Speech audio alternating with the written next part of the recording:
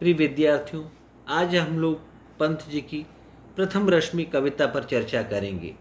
ये कविता उनकी आरंभिक कविताओं में से एक है, जो उनके प्रथम काव्य संग्रह वीणा में से उद्धृत है।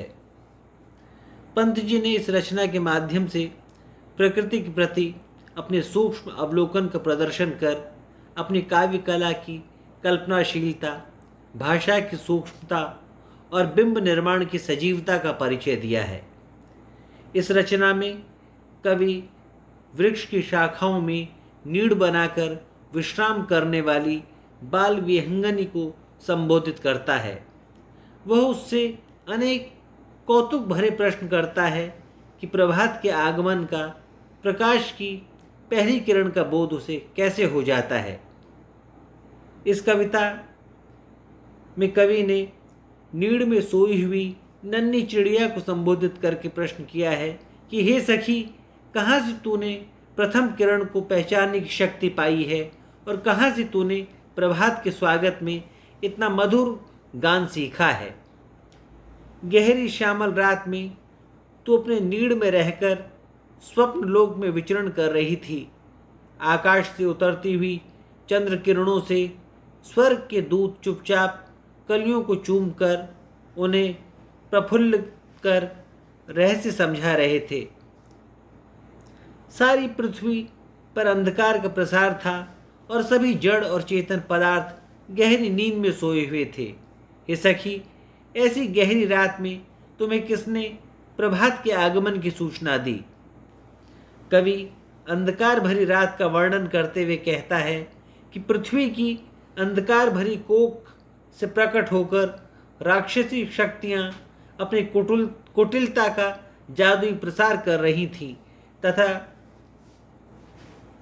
कमल पुष्प की पंखुड़ियों में बंद होकर रसलोभी भ्रमर तथा चकवी से बिछड़ा हुआ चक्रवाक अपनी पीड़ा को प्रकट कर रहा था।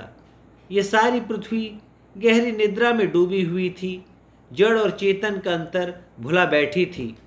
केवल गहरी सांसों का आना जाना ही चल रहा था। ऐसी निस्तब्ध वेला में तूने ही सर्वप्रथम जागरण का गीत गाया और पृथ्वी पर आनंद, प्रकाश और सौंदर्य का विस्तार किया।